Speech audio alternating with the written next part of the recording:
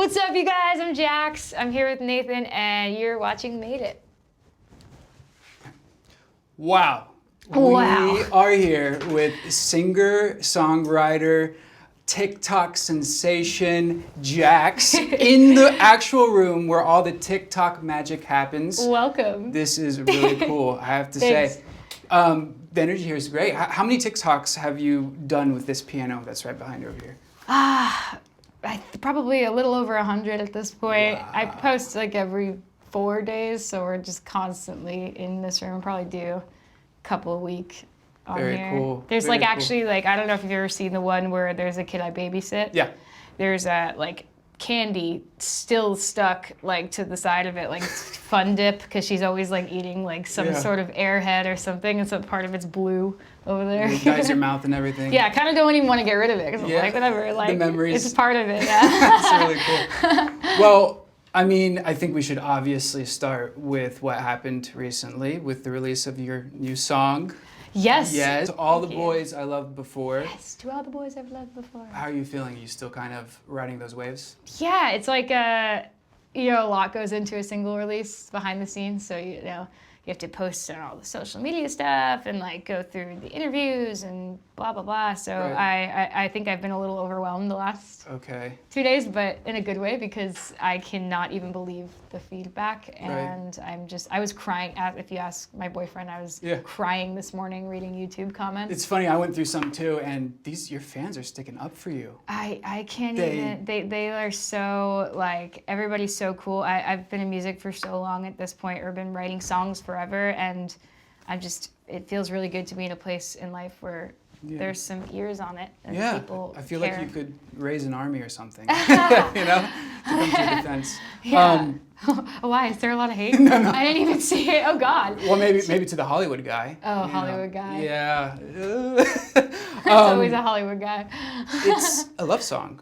Yeah, it is. It's like a realistic love song. Right, It's because it builds up to... Yeah, it's a song about how a lot of my past relationships, and the not so good ones and the more toxic ones, even though they were painful at the time, they taught me a lot, and now I could be in a healthy one. Right. So there was kind of a light at the end of the tunnel for all those Very cool. kind of crappier relationships. So. Two from Connecticut. 2 from Connecticut. 1 from Hollywood. 1 from Jersey. Correct. Wow, you did your research. No, like they were at different ages and chapters in my life. There's so much good, like so many love songs also came out of those relationships, but also a lot of heartbreak, breakup songs, the angstier ones.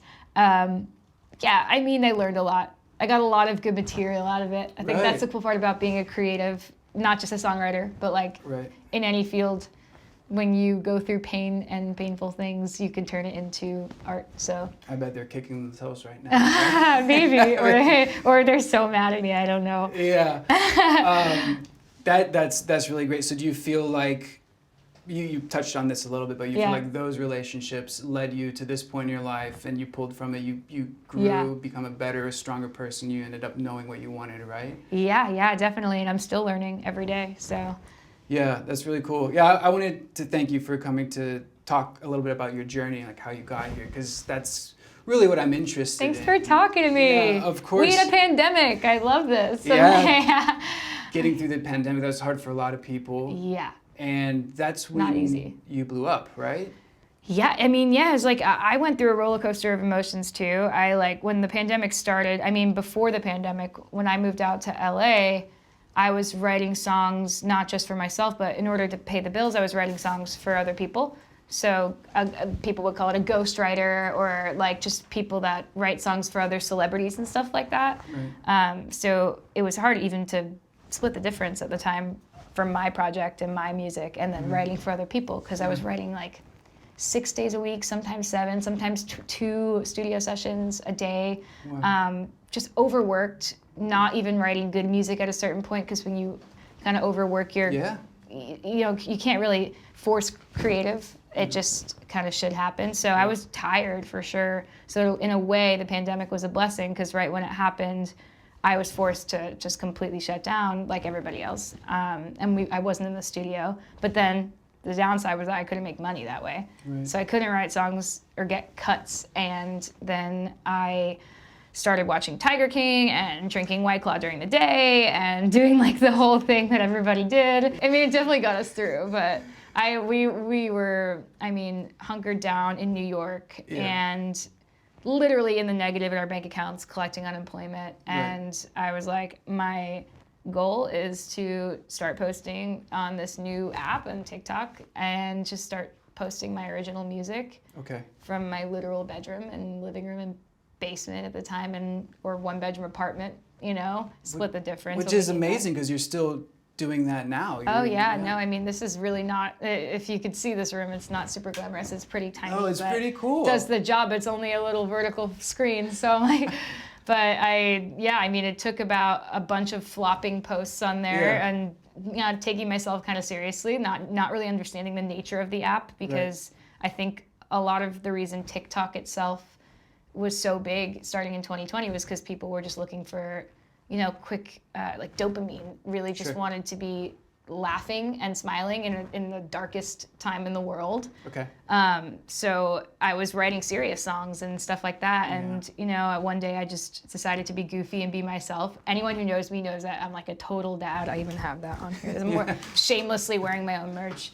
I'm a dad, so I am goofy in real life, and I was just kind of myself. I put on a towel on and a robe on, pretended to be my like Long Island mom, posted Stacy's mom from Stacy's mom's perspective, and that was the one that like I went to bed with maybe 1,000 views on it, and then woke up with like I think it hit over 10 million, and just overnight, well, not 10 million overnight, but like a couple of million overnight, and eventually, but yeah, and literally, then, I woke up screaming.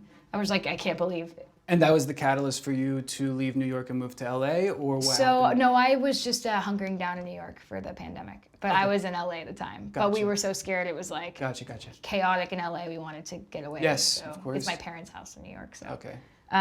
But yeah, no, it changed everything. The question really though was like, could I not just do comedy? Because I'm not a comedian. Like I'm goofy, but I'm by no means like a comical influencer. I'm not good at that. So I was like, I'm just going to post a song, like an original song after this blew up and after people like noticed who I was on there, which was Ring Pop. Yeah, Ring Pop. And then also, actually the first, so before, of course, 90s Kids. But before I met you, I had heard 90s Kids multiple times on the radio. Really?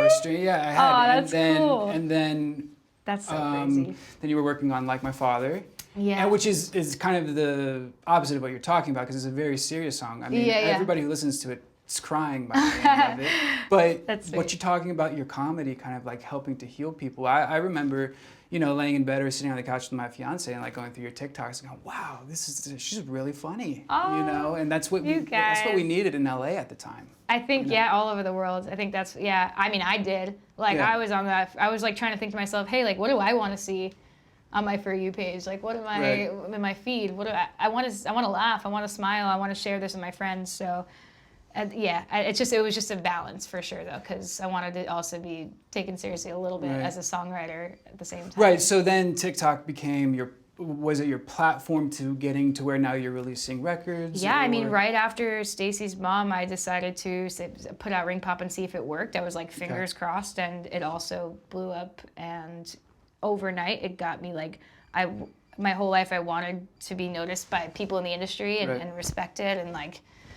I got a record deal. I was all of a sudden, all the things I was kind of told not to do and told like I wasn't great at, people like wanted my authentic self. A rebel, and that paid off for you. If by rebel you mean just like I like to wear baggy clothes and not be, I mean, I was never really comfortable like in high heels on stage, but everybody was always like, oh, you gotta be sexier. You gotta be more mysterious, like these lyrics are cheesy, they're too tongue-in-cheek, they're too puzzle piecey, you know, because I love a good pun, you know. I love poetry, I love wordplay, so it's like everybody was always like, can you make this dumber? Like, can you make this more like pop radio? And I'm and you can see that a lot actually in your latest video, To All the Boys I Loved Before, when they're all kind of, you're doing the dating game, you know, at the end, and then you pick the the guy, what was that, the DP or the you know what? the It's director funny. or Like he actually was an actual PA. Oh, really? So yeah, he was the actual PA there, and He's a good actor. There was something went wrong with the casting for that Okay. video where we didn't have the main guy. Okay. And we literally just looked around and we're like, would one of the PAs just be the PA? And the guy was like, I'll do it. I'm like, let's go. You need to look into a different career. Yeah, he did a he great was really job. good. I know, he was awesome. I know. That's really cool. So we talked, you told us a little bit about, the past and COVID. Yeah. Was that for you the lowest point in your career, becoming this singer-songwriter TikTok sensation, or was there something? No, honestly, 2020, as panicky as I was in the beginning of it, because of just putting my music out there, I got so lucky that it was probably one of the highest points of my career. It's like the first time anyone ever noticed I existed, I think. So I was like, wow, that's amazing. My whole life has been so many ups and downs.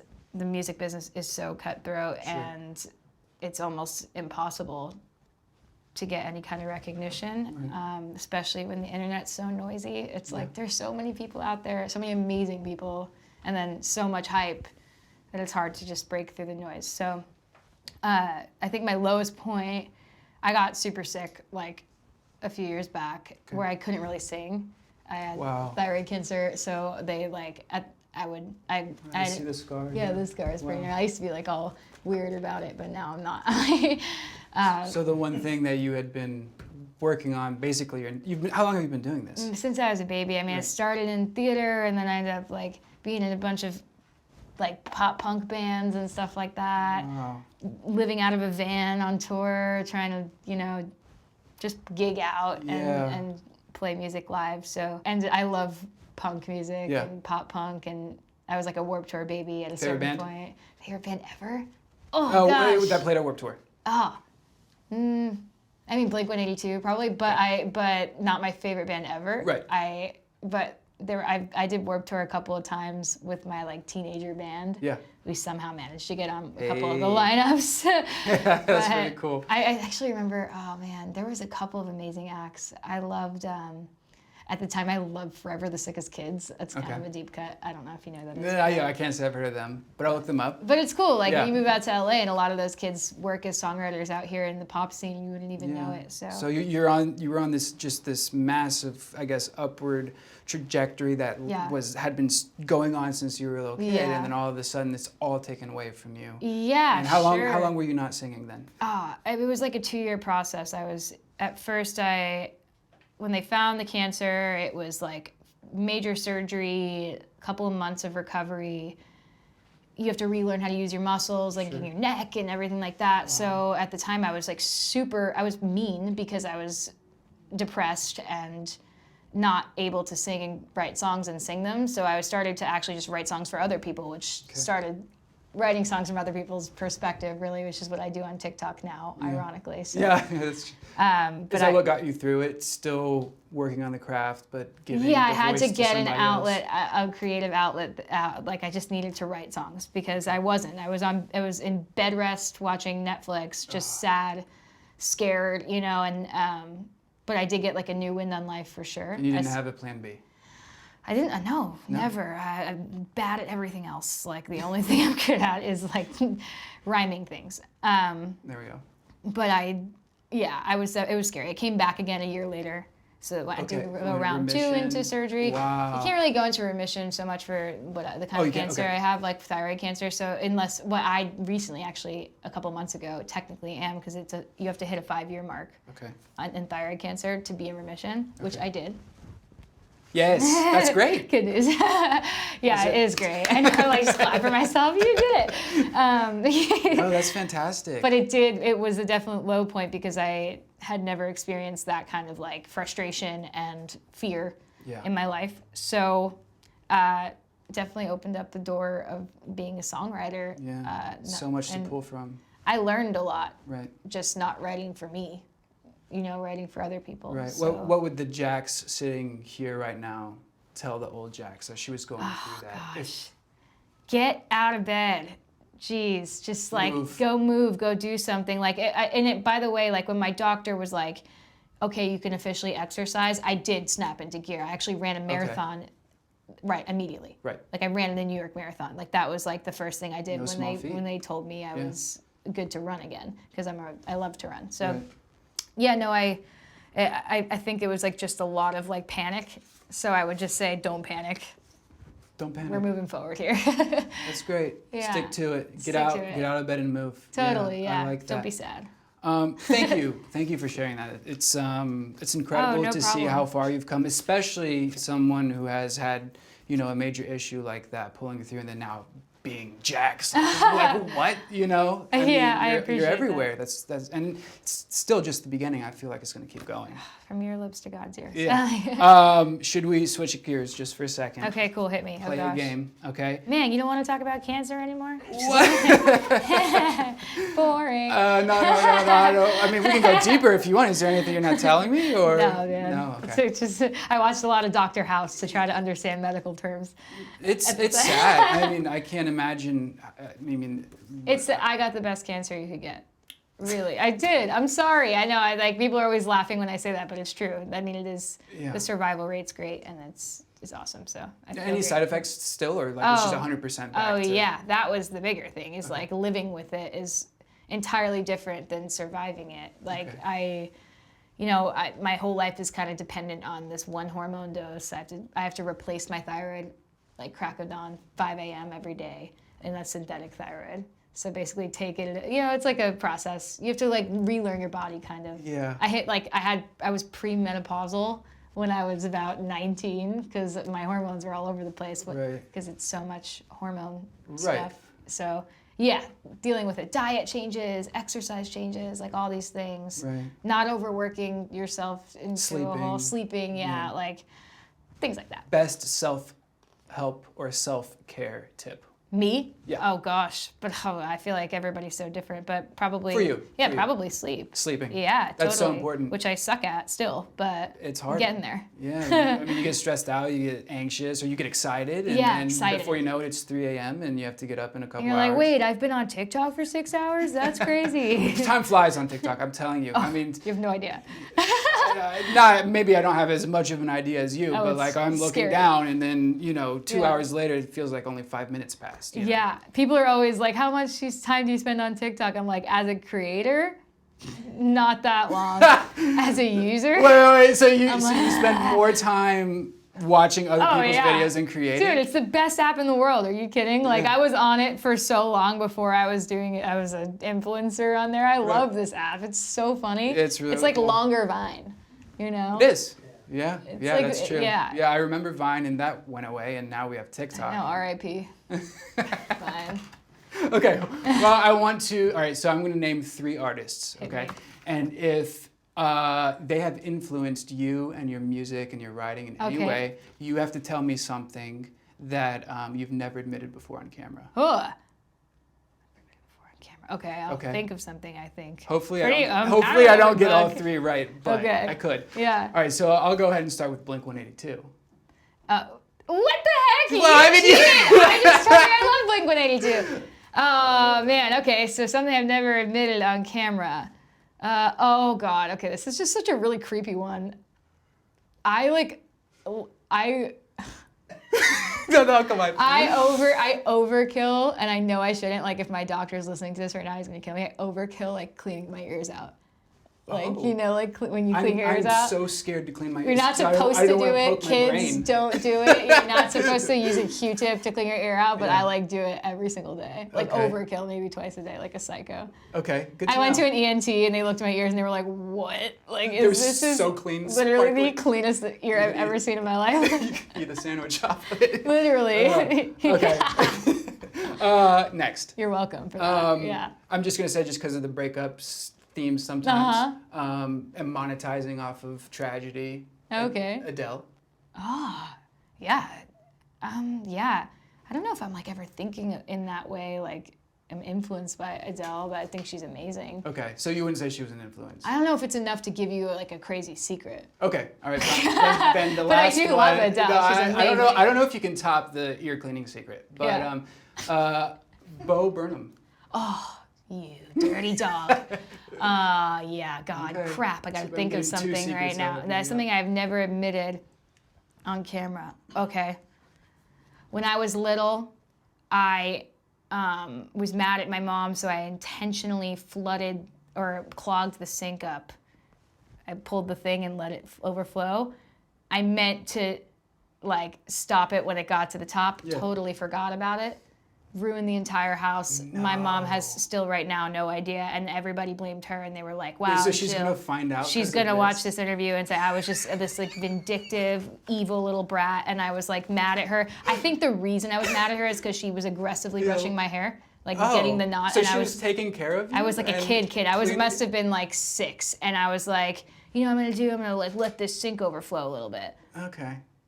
Ruined the entire wood floor in the house. All right, Just well, like Mom, major flood, and you're everybody welcome. was like, "Wow, Jill is just so negligent. Like she just can't believe she just let the sink overflow like that." And I was like, "Yeah, what a dummy." All right. Well, we got 2 solid secrets. That's incredible. Now I look like a crazy person. No, right? no, not at all. Watch your sinks, people. Like, don't piss me off. Wash your sink. I'll plug your house. Wash your sinks and wash your ears. That's Clean your ears and hide your sinks. Hide your wife. Well, thank you so much. I really appreciate you talking to me. That was so easy. I got so stressed out like this was gonna be like a crazy Oprah interview. Why were you stressed out? I don't know. Like to tell us, crazy you made me Oprah share my interview? ears and everything, and Did you used to be like British royalty or something? you know, I guess that's just for Because you to find out on somebody's Reddit. I should have gotten the third artist. You would have told us. Yeah. No, thank you so much. This is really cool. This was so fun. Thanks for coming over. To This is all so the easy. boys, I Love Before Yeah. is out now. Please download it, check it out. It's really Yeah. good. It's an earworm. It's gonna be stuck in your ear. At Jax Writes Songs Wow. is He's your good. TikTok handle. And actually, I forgot one thing. Before we go, your best dad joke. Oh God. I have a few. There's Give us one- 3. 3? Okay. What do you call a fish with no eyes? You all laughed. All the crew You got guys Joe. laughed. You got Joe. You got Joe. All right. Okay. Oh One more. man, another one. There's okay. What do you call security outside of an AT&T store? Guardians of the Galaxy. Oh, you got Kenny. Kenny loves loved that. it. Kenny's Kenny loved dad it. level 100. Oh my gosh, and there was one more. Oh my gosh, there was such a good one I read. I follow the Dad Jokes Twitter. Oh, okay. And I think I get notifications every time they post. Well, I mean, you've got what does it say? Is I have dad issues, but it's like crossed I out. have Just dad jokes. It's my Where can you merch. get one of those? I think you can buy it online, but I've like not promoted it. Everyone told me I should have, and I like forgot. I like did it one post and then forgot it existed. But I actually really like it. It's awesome. It's me. That is you. I see it. Yeah. Yeah. We'll get one. All right. Well, I don't know if did you want one more joke? Sure, I don't know if I if you even. did. Okay, I could think of If you've one got really one. quick. I'm not gonna say no to a dad joke. No, there's a couple of good ones, but some then I always blank. Oh! I got it. All right, ready? Yeah. All right, third one. How do you think the unthinkable? An iceberg.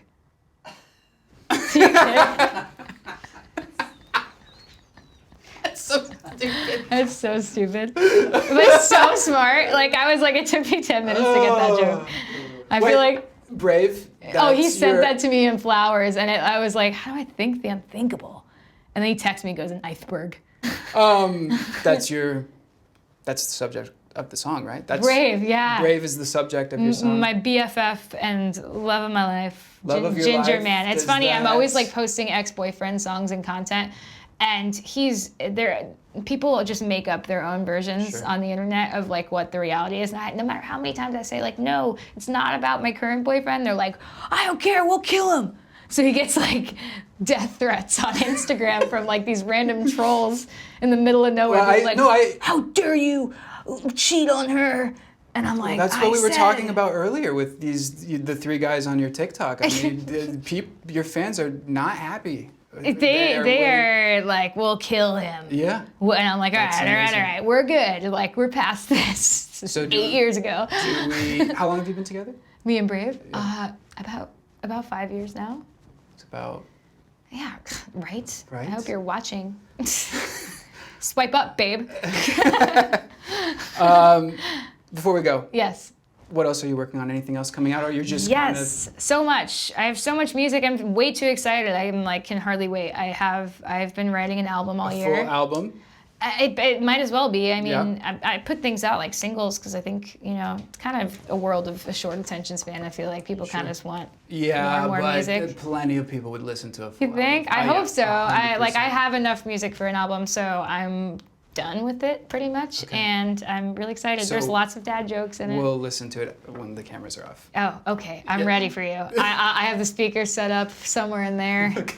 I have really fun songs, so I'm so excited. All right. Well, thank you so much, and we can't for wait having to me. hear more new music coming from you. And thank you so much for joining us on this episode of Made It. Made it. Made it. All right, I'm out. Bye. Everyone have a good night.